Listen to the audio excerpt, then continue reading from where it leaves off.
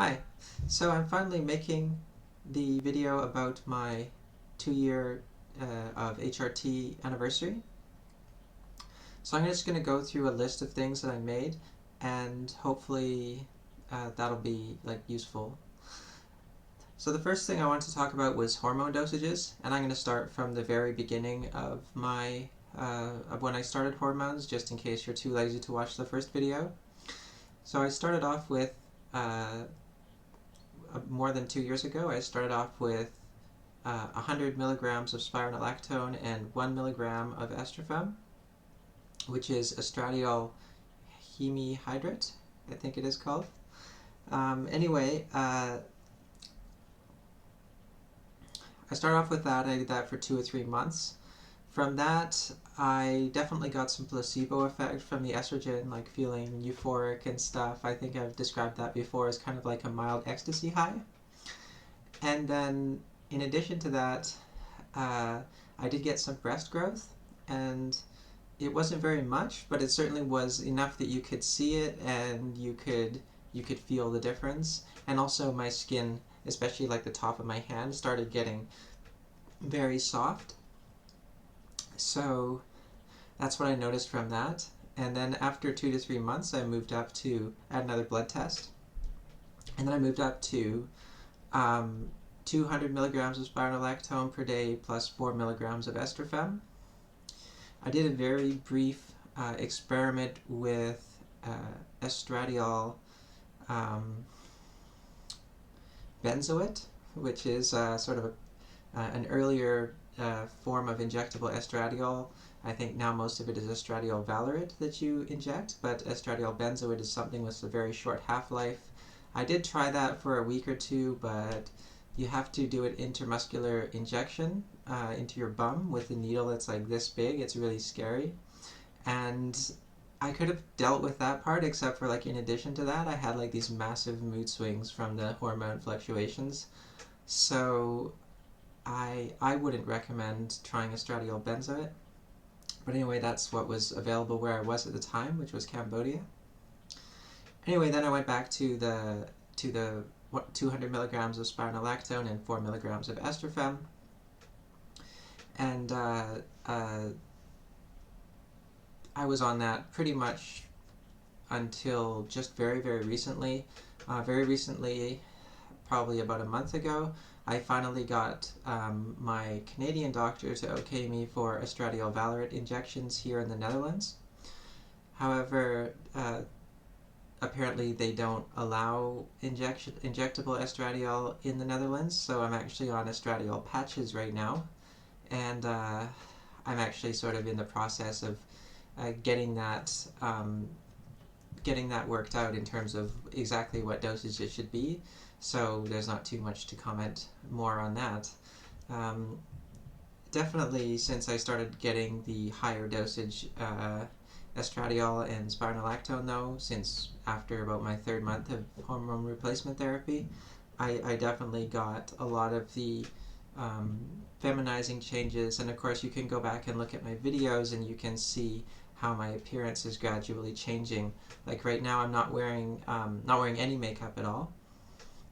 I think for my last anniversary video, I was wearing light makeup, but I was really insecure then, so I was wearing a bunch of eyeliner and stuff, and it looked pretty bad. But that's okay, because that's kind of the process of transitioning. Is that you're kind of finding your own way and figuring out what works. And if I had an embarrassing makeup phase during my transition, but that's okay. I think you just have to do it. Anyway, the next point is body changes in general. So when I first started transition, I was really wanting to keep my weight down, because I'd heard that it's difficult to lose weight once you're on female hormone levels. And so I did. I was down to about 66 kilograms, roughly. So 65 to 67 kilograms, I think. And I was keeping pretty good at that for about a year, but In the past year or so, my weight has gone up a little bit, partly because I moved to the Netherlands from Cambodia, and like the food here is a lot more fatty and stuff.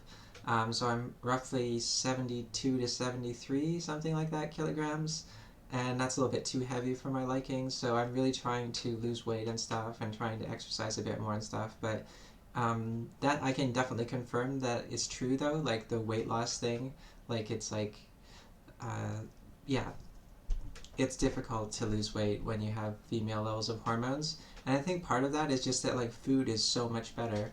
Like I kind of liked eating like before I transitioned, but then after I got into like female hormone levels, it's just like it's almost like you have a mild weed high like the entire time. Like food is just that much better. Um, and It certainly makes it difficult to lose weight, and also you just feel hungry. And I think part of that might be that like because as transsexual women, our bodies are like going through a second puberty, and like they need energy to build, and protein and stuff to build, your developing breasts, and I don't know, all the other stuff that goes on in relation to that. So I would guess that that's probably the reason for that. My skin is obviously way softer, and I honestly don't think that my face has changed all that much, but a lot of people say that my facial shape has changed a little bit. I guess I have more fat, like here, maybe, um, and maybe just a little bit more facial fat in general. And in terms of my body, um, I'm wearing like sweatpants right now, so I'm not going to show you, but um, I guess I have more sort of feminine shape in my waist and hips and whatnot. Um, Things that obviously haven't changed have been my feet. I guess I should double check that they haven't changed, because I did take measurements and stuff when I very first started transition, and that included my feet. Although like I was pretty sure your feet don't change size. I'm pretty sure my feet haven't changed size, but I'll go ahead and take measurements on my feet at some point just to double check. But I'm pretty sure that the size of my feet and hands and all that stuff have not changed. My height certainly hasn't changed, and um, I don't think that my shoulders have changed. Maybe a little bit, like a very little bit, but I still unfortunately have very wide shoulders, and I don't think that my hips have changed. Like maybe by like 1 centimeter or something, certainly not by very much. My bust has obviously changed. I definitely grew, sizable breasts. I would say I'm kind of like I think I'm a 36 B cup is a pretty good fit for me. Um, so I'd say that's roughly my bust size, at least right now. And I don't think that it's, how to say, I don't think that it would be that bad if my shoulders weren't so wide for a girl, but because my shoulders are so wide, I kind of have the inclination to get breast implants at some point. And the reason is not so much that like I want to have really big breasts just for the sake of having really big breasts. It's just so that my body looks more proportionate. And I think that that's actually probably the reason that a lot of transgender women opt to get breast implants. Is it's just so that you can wear certain clothes and things like that, and your body will look more proportionate. Whereas opposed to like, yeah, you might have roughly average, or give or take average breast size for a woman of your height or whatever, but because you have, for example, wider shoulders and narrower hips, you don't look proportionate when you wear certain styles of clothes.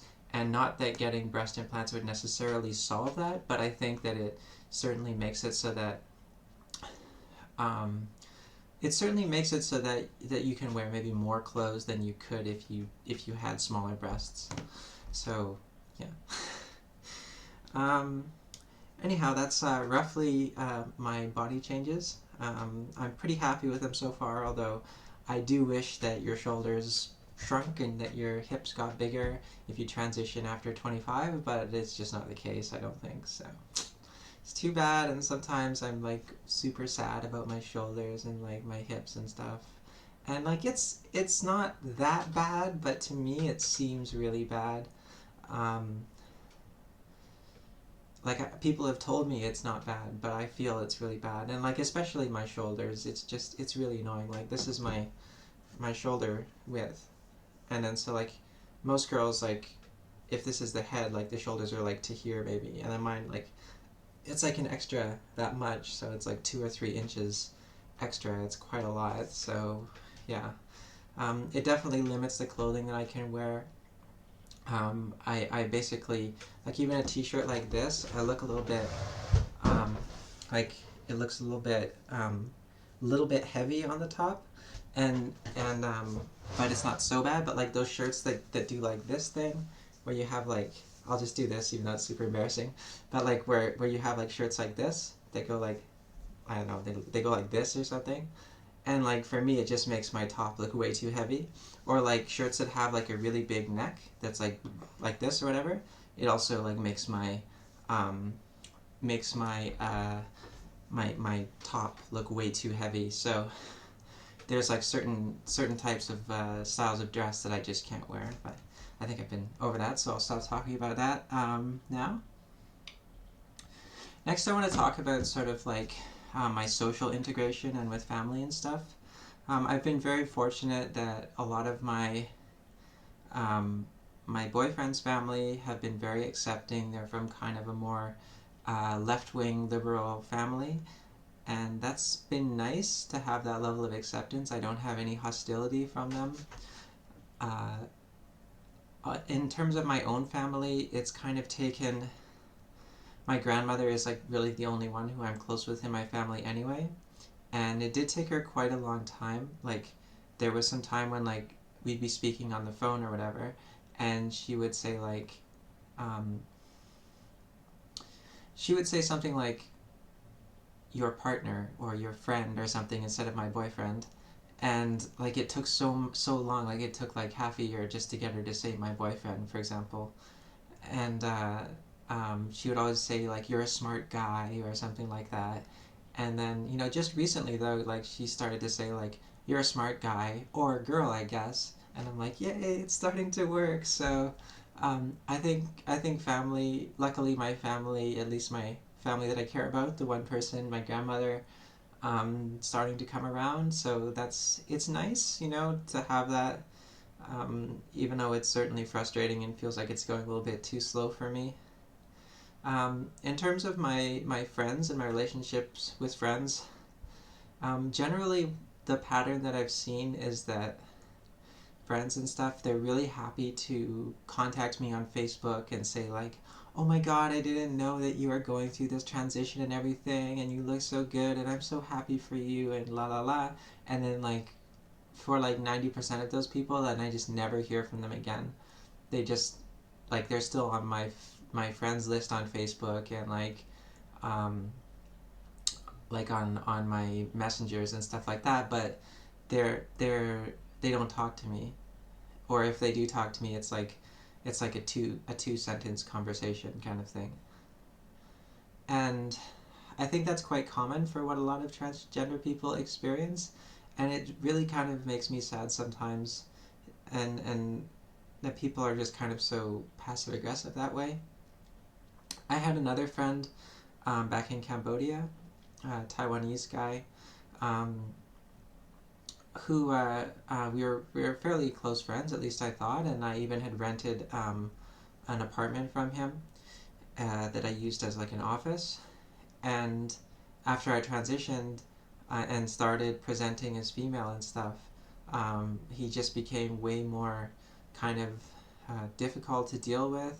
And then eventually he like when I was gonna rent this apartment, um, like he was like, oh well, like it's tough, like that I have to like give it to you after 2 months or whatever, because like I could rent it to somebody else or something. And I was like, okay, well I'll pay like I'll rent it from now, even though I'm not going to move in for another 2 months, and I just need you to like fix a few things. And like he didn't like fix anything in the apartment, and whatever, I still paid it and I still rented it.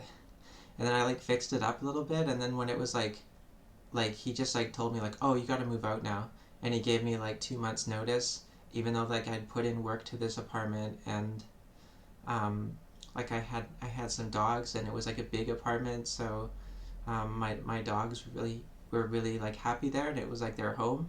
And then like in like this small notice, like we had to find like another apartment, and like my dogs were in the new apartment, and it was smaller, and they were really sad. And and it's just really hard when people are um, when people just sort of reject you, and they treat you poorly just because you're transgender. And it's unfortunate because you don't like people are they don't just tell you, like they're almost all the time, they're not just going to tell you like I disapprove of like what you're doing, or like I don't believe in transgender as a real condition or anything like that. People aren't like that. They say that they're accepting, but then like when you like least expect it, then they come around, and like you find out that they're not supportive of you or anything like that.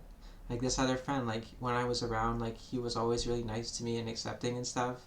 And then like another friend of mine like showed me some text messages where they were talking about me, and then like he's like misgendering me the whole time, like calling me he and stuff, and like calling me like a fucking crazy lady boy and stuff like that. Like it's really tough, like to deal with that side of things. And then again, I have like some childhood friends and stuff, um, from like the small town where I grew up, and like when I told them about this stuff, they were like really supportive and stuff at first, but then like I like contacted them a few times, and like sometimes they've been like, oh, like I'm sorry we haven't been in touch and stuff, and like I'll totally make sure that I contact you later or something like that, and I just never hear anything from anybody. So um, yeah, there's that kind of under the radar sort of discrimination where people aren't obvious about it, but they are, um, they're not okay with it, or they're not okay with me or whatever. So yeah, it's really tough. And I'm making some new friends here in the Netherlands very slowly, but making new friends and stuff, it's a slow process. So I do have some friends that have been very supportive, but I would say at least half of my friends have become much, much more distant as a result of my transition. I guess I've had a few friends who've become closer to me because of my transition, though. Um, so that's nice, at least. But yeah. Anyway, the next point I wanted to talk about was voice work, and voice work is basically a topic that I think I spoke about in my 1 year anniversary video. And I said like when I first started transition, I wanted to work on my voice, and I didn't. And look at me now, still haven't worked on my voice. And essentially, right now, I've worked on my voice a very little bit, but essentially, I still haven't worked on my voice, and it's really tough. Like a lot of the time, I can be sort of in the subway or something like that, and just sitting, and usually that's okay.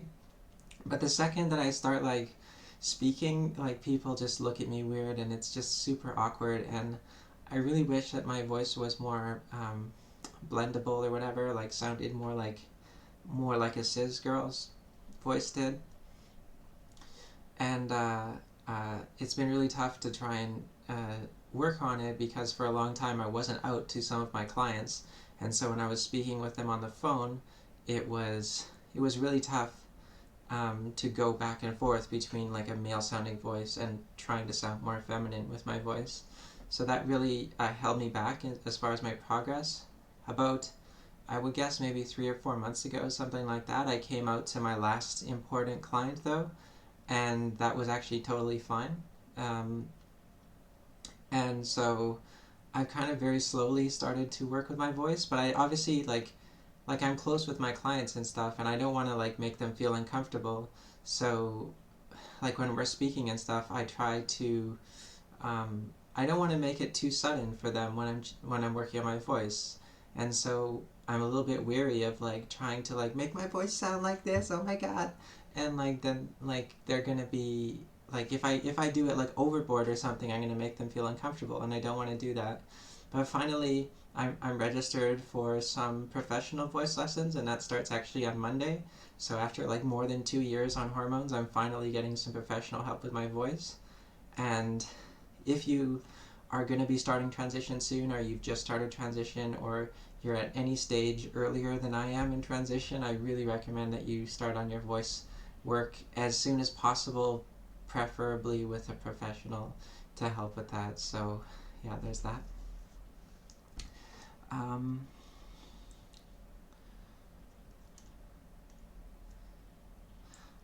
so I wanted to talk also about my goals for this year. Um, the first goal is like um, to obviously to fix my voice and get that sorted out. Another goal is like I have all these social anxiety things that are related to me being transgender, and one of those, like I made a list of sort of like 10 things that are super scary. Let me actually see if I can pull it up here. Let's see.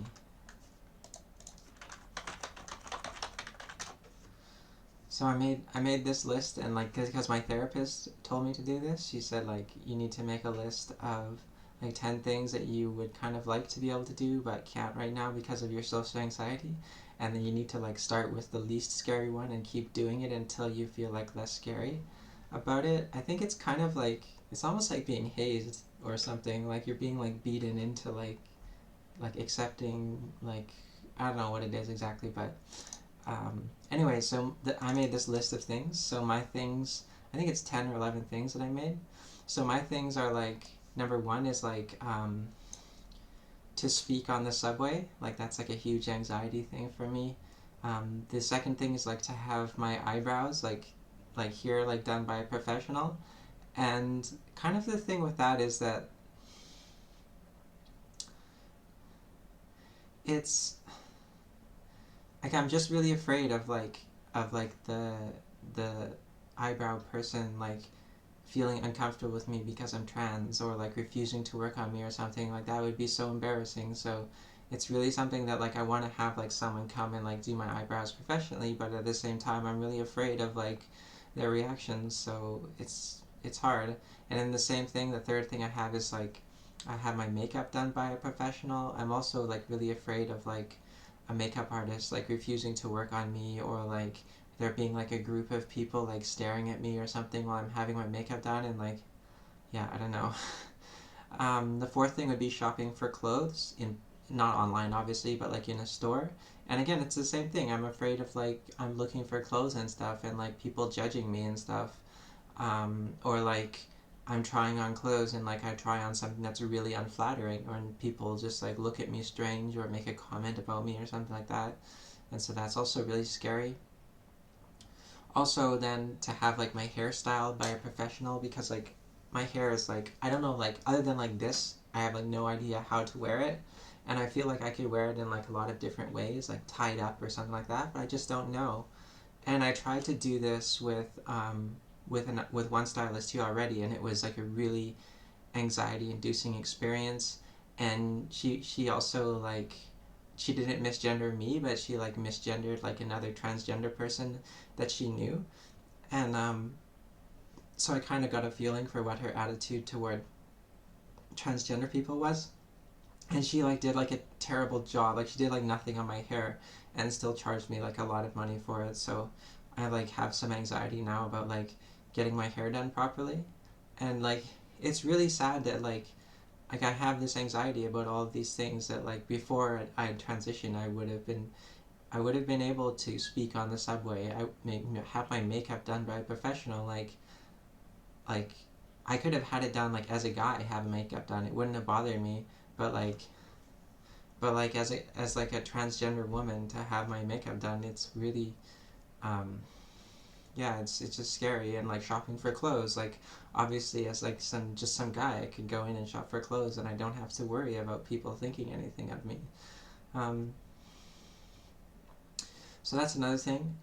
Another thing is just to use a public washroom, and like even like uh, a single a single stall, like a single room public washroom where you just it's just a one person thing. Even just using the women's washroom for that, I'm afraid that like people are gonna like confront me or something and like say like no, like lady boys should use the men's washroom or something like that. Like I just don't know. Um, Having a meal or a drink at a pub is another thing that I wish I could do, like not during like lunchtime, but like during the evening when people are drinking and stuff. And like I'm always afraid when I'm around people who are drinking or whatever that they're gonna make some rude comment to me or something like that. Um, to make a phone call to people because I'm really self-conscious about my voice, and like it gets to the point where like if I'm making a phone call to like support people or stuff, I'll try and make my voice sound like as male as possible so that I don't have to even worry about like trying to sound feminine and then them saying sir anyway, so that I'll feel upset about it. Wearing a short sleeve shirt in public, I'm like super super super self-conscious about my shoulders, and that's something I would love to be able to do.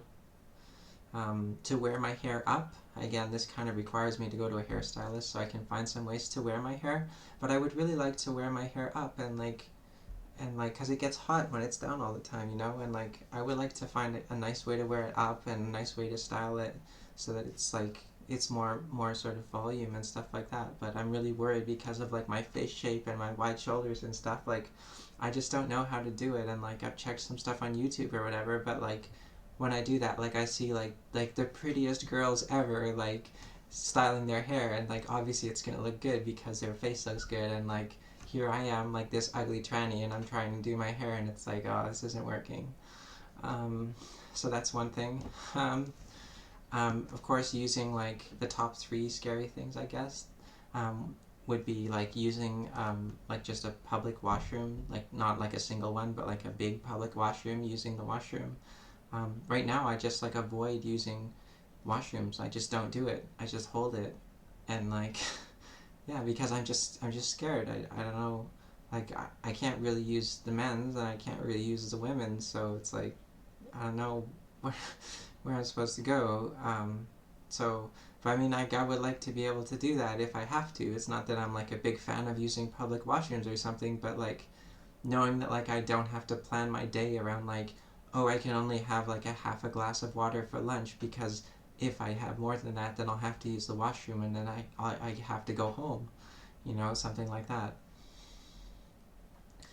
Um, Having a drink at a nightclub. You know, I used to go to nightclubs and stuff quite frequently and just hang out with friends and stuff, and like I don't think I can do that now. I think maybe one way I could start with doing that would be to go to like maybe go to like a gay bar or something where people are like going to be a little bit more accepting. But even then, like gay people can be transphobes too, and like yeah, it's just tough. Um, and then finally, like wearing a dress in public. Um, Very early on in my transition, I wore a dress and like it felt so weird in a way and almost guilty because like I feel like my body is just not that well suited to a dress, and I need to kind of look for a dress that fits me well and that I'm confident in and I can go out, and it's I don't want to wear a dress very much, you know, maybe once every year or two, something like that, but just the fact that I can do it would really do a lot for my self-confidence, I think. So it's like the ultimate thing that I want to do, because I just feel like if I go outside, like right now I dress very androgynously and I don't have too much scrutiny from people, but if I'm going out like in a dress or something, like that's serious, you know. I don't know, it for some reason I just have this real big fear of going out in public in a dress. So that's actually even higher than like going to a nightclub or something. It's wearing a dress in public. So those are like my points of anxiety that I brainstormed in order of like least scary to most scary. So I thought I would share that because I think it kind of says something about like where I'm at in my transition and the sort of issues that I'm facing.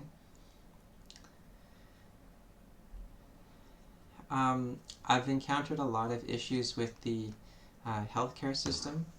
Before, obviously, I was just like didn't have insurance and I was paying for everything myself. And it's not nice not having insurance because if something really bad happens to you, then like I don't know, like you just don't have money to pay, so you die, I guess, or like you can't afford the best treatment, so something bad happens or something. So it's definitely not good to not have insurance, but like here in the Netherlands, like I'm self-employed, so I'm paying like the full fee for the healthcare, and that's something like 4,000 euros a year. And despite all of this, like the healthcare system is so bad when it comes to transgender healthcare.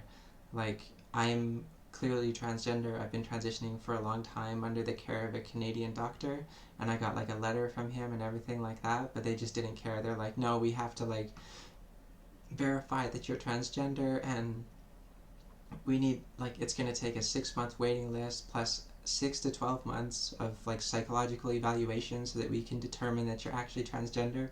And I was like, are you kidding me? And then she's like, oh well, you know, you're pretty clearly obviously trans, so I think for you it would be closer to 6 months. And I'm like, wait, so like it's gonna take you like 6 months waiting list plus like 6 months of me seeing like a psychologist a few times a month for you to actually like rubber stamp the fact that I'm trans? Like I just, it's so preposterous. And so yeah, like it really bothers me that like you have to spend so much on the healthcare here, but then you can't like use it. Like you can't actually use it for anything.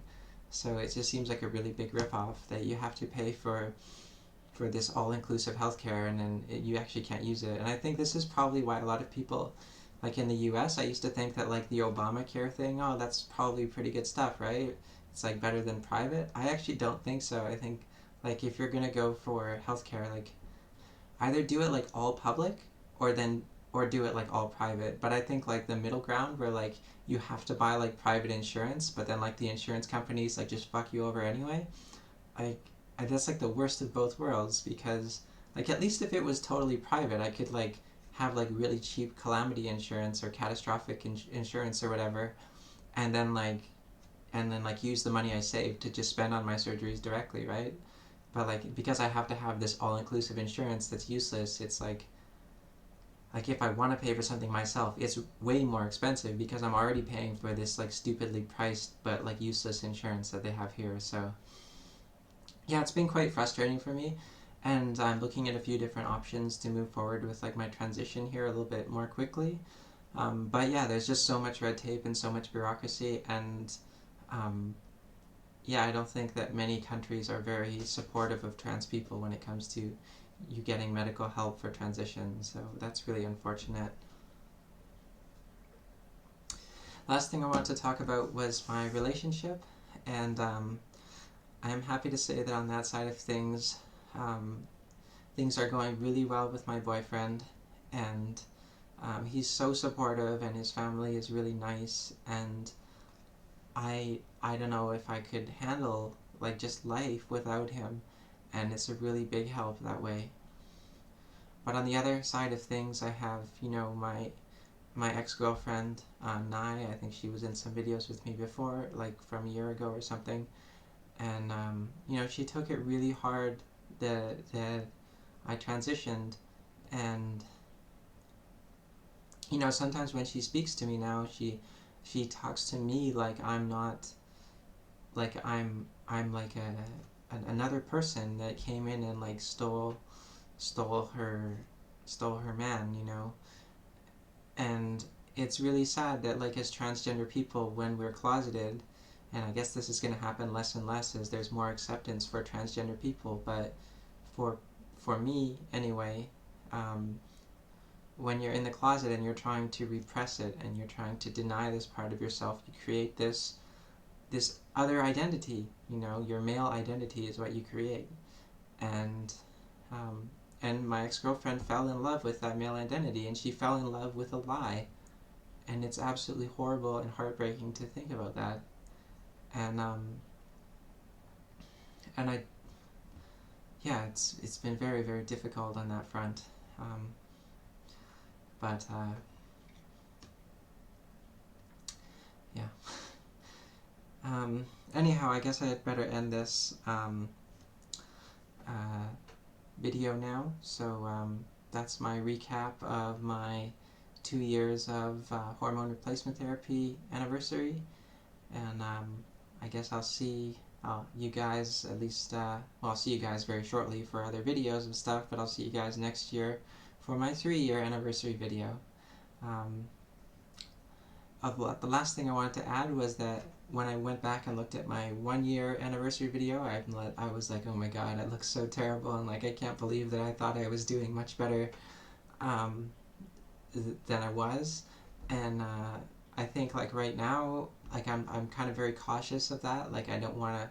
I don't think I'm doing like okay, but I don't think I'm doing that good. I have like my voice to work on and stuff like that, but um, I want to like aim small kind of thing. So if I can just have like my voice sounding pretty good for next year's anniversary video, that would be good, you know. So that's what I'm gonna aim for. And yeah.